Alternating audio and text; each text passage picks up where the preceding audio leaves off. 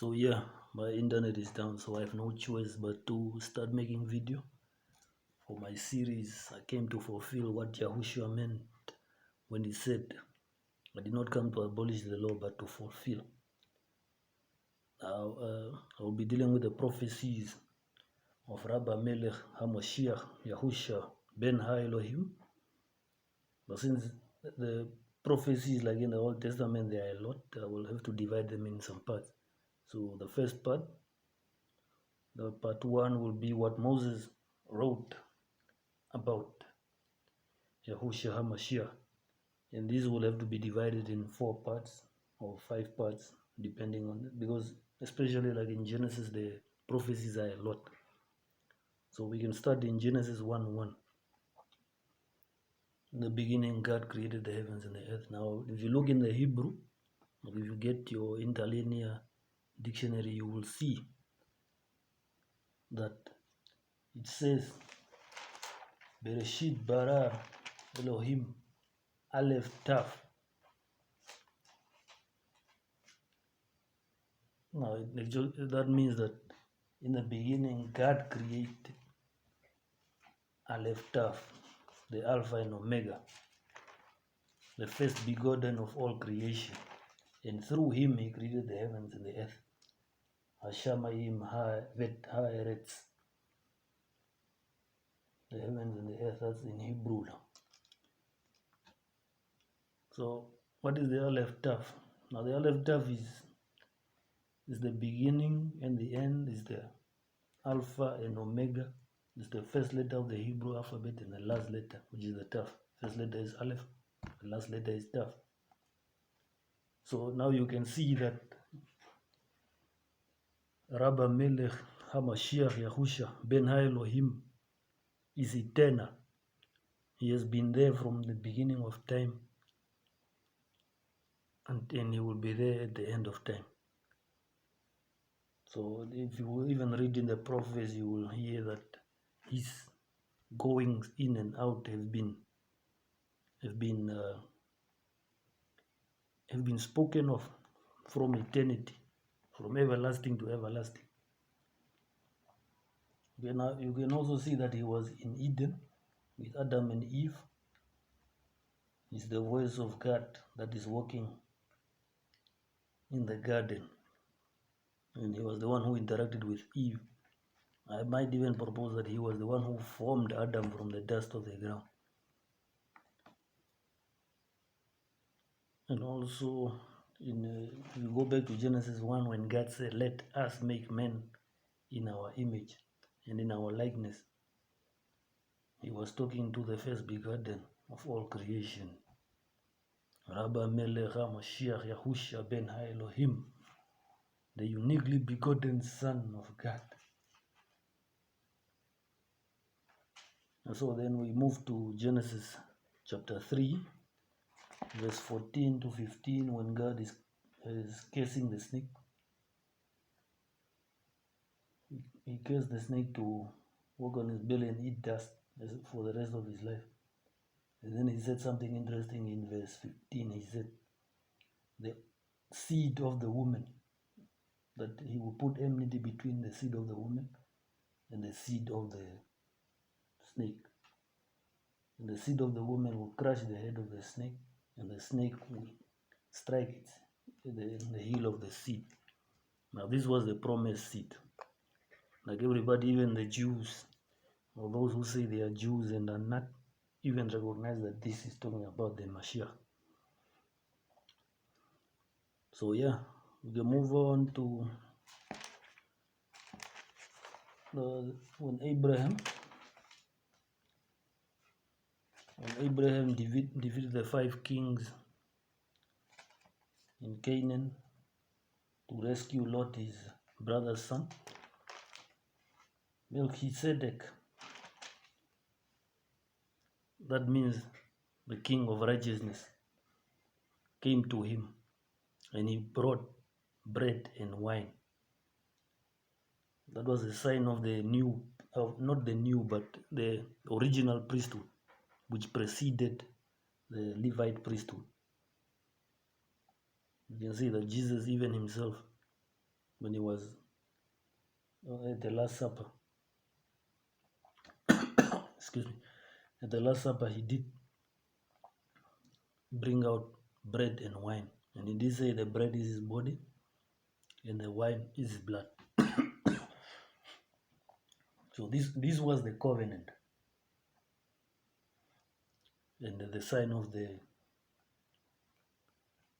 priesthood according to the order of Melchizedek. Now we can move on to Genesis 18, when a son was promised to Abraham. Now Abraham was a great man, but he had no children at this point. So the Lord God, Yahuwah, came down from heaven with two other angels, and he came to Abraham. Excuse me. He came to Abraham, and he did eat, he did drink, and he washed his feet. And Abraham saw him, and he recognized him as his Lord. Now, many people believe that this is our Father in heaven. Our Father is in heaven and His Spirit, and He will not come down and eat with men. But the Alpha and Omega, Rabba Melech HaMashiach Yahusha, Ben Elohim, the Son of God, did come down on that day. And he found Abraham under the trees of Mamre. And Abraham did recognize him as the Lord. So Abraham saw the Lord. And what's even more interesting is if you look at the destruction of Sodom and Gomorrah, when we go to the prophets, it will be made clear like there are three different prophets at three different times in history who wrote about the destruction of Sodom and Gomorrah and what the Yahuwah told them about the destruction of Sodom and Gomorrah. Now, whenever somebody denies the deity of Christ, I always ask them, who destroyed Sodom and Gomorrah? When we go into the prophets, you will see that even Yahuwah himself says that God destroyed Sodom and Gomorrah. It means that Yahuwah did lift up his son and made him Elohim. So the destruction of Sodom and Gomorrah was like this.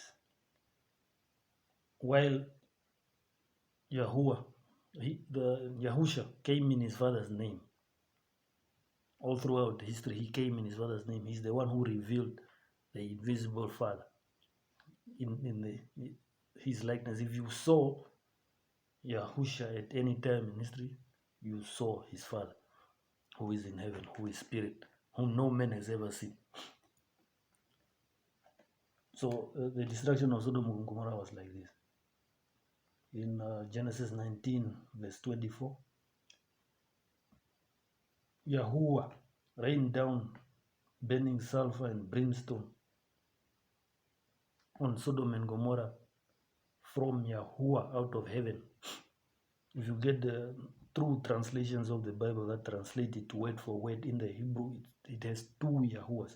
One here on earth, who was here on earth, and then the other who is in heaven. That is our Father.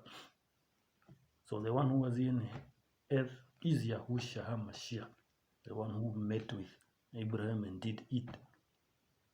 Our Father does not in heaven does not need any food, but his son, because he is also fully Elohim, he can take any form he wants and interact with men in a way to reveal the Father to them. In the name of the Father, Yahuwah. Now then from there, after the destruction of Sodom and Gomorrah, we are introduced to a different character called the angel of Yahuwah. Now the Malach of Yahuwah, or the messenger of Yahuwah, will turn out to be this Yahushua HaMashiach, Ben Ha-Elohim. As we read further into Genesis, we go to Genesis 22, where God commands Abraham to offer Isaac. Now we will see when Abraham was trying to offer Isaac what actually really happened. And an interesting thing is also that this was just it was just like an archetype, just like a type of the salvation of God. So Abraham did see the salvation of God and he was glad. So Abraham also made his son Isaac carry his wood, just like our Mashiach, Yahusha, Ben Ha Elohim, carried his cross. Now, in the same chapter 22, in verse 12, while Abraham was getting ready to sacrifice his uniquely begotten son, Isaac, it says the angel of the Lord spoke to him. That's the Malach Yahuwah, the messenger of Yahuwah, spoke to him. And what he says is very interesting. He says, "Don't hurt the boy or do anything to him. Now I know that you honor and obey Elohim because you have not kept back your only son from me." Now you understand that you have not kept back your only son from me. Now this is the angel of Yahuwah speaking. And he puts a difference between him and Elohim, the Father. So then from there we can move on to Genesis 28. Genesis chapter 28 deals with Jacob when he was fleeing from his brother Esau, and he came at Bethel, and he laid down, and then in his dream he saw a ladder, and the Malach Yahweh, the angels of Yahweh, was descending and ascending on this ladder, and on top of the ladder stood Yahweh himself. Now Jacob did see Yahweh in his dream, but then if you go into the consequent chapters, you will see that what he saw was actually the angel of Yahuwah, whom we recognize as Yahusha, Melech HaMashiach. So we can move right past to Genesis 31. Now Genesis 31 is when Jacob fled from Laban because he recognized that Laban was trying to cheat him. And in another dream again, the angel of Yahuwah spoke to him. And what he says is very interesting. The angel of Yahuwah, when he appeared to him in his dream, he said, I am the God of Bethel, I am the Elohim of Bethel, the one that you saw in your dream. So this angel of Yahuwah is what Jacob saw in his dream. And he recognized him as Yahuwah because he came in his father's name. Now in Genesis 32:22, from 22 there to around 32, we see Jacob wrestling with an angel, and this angel, he thought it was God. So I'm not really sure about this passage. I would have to look more into it. But we can move to the coup de grace, the one that proves that Yahusha HaMashiach is the Son of God, the Ben Ha Elohim. Genesis 49. Now Genesis 49 is okay. Let's first look at Genesis 48, when Jacob was blessing Ephraim and Manasseh. He said a very interesting thing when he was blessing these two boys. He said, "May the Elohim of my Abraham and Isaac, so bless these boys. May Elohim, who led me to this very day, bless them.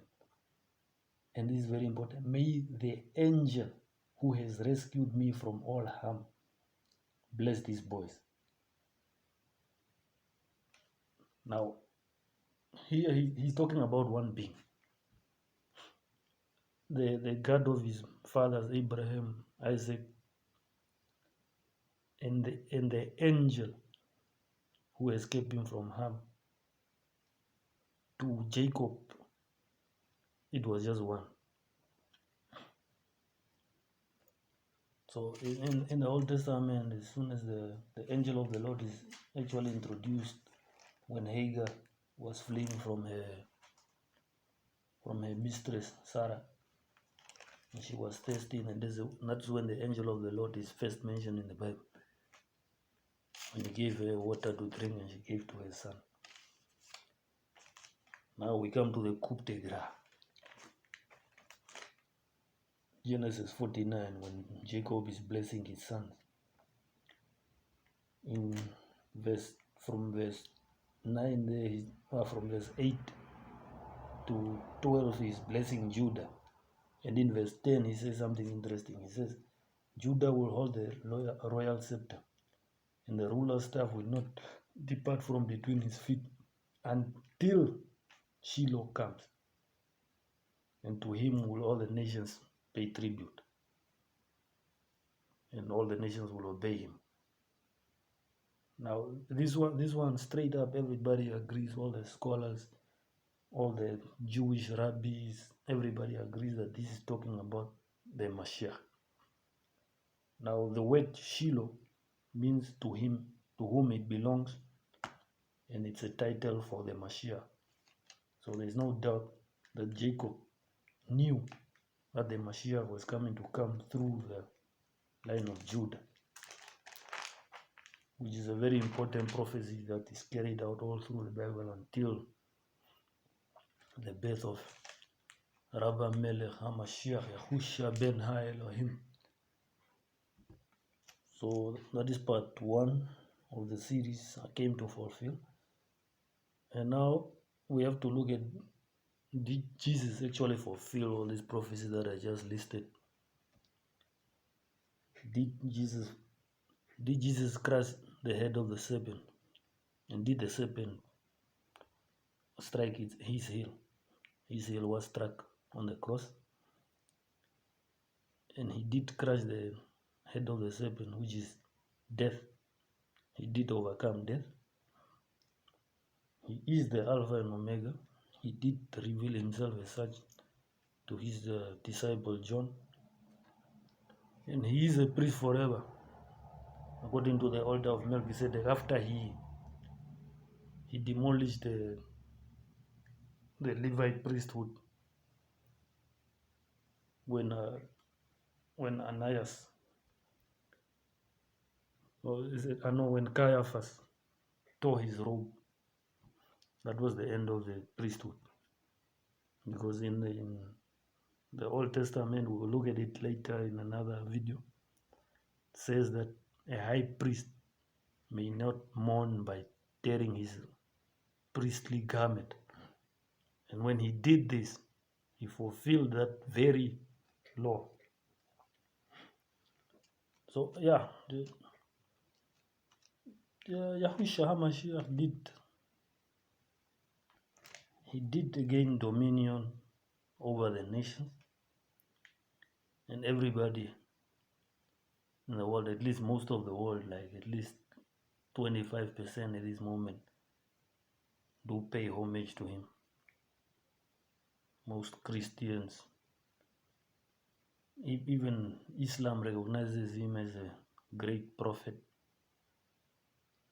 The Jews that Endi Mashiach state of Israel is still in denial. But their Messiah will come, we will see when we look at the prophets, that since they did not believe in the one that God has sent, their Messiah, the Endi Mashiach will come. And then they will have no excuse. So yeah, that is the video. It's over 20 minutes. Thank you for watching, and Elohim bless you.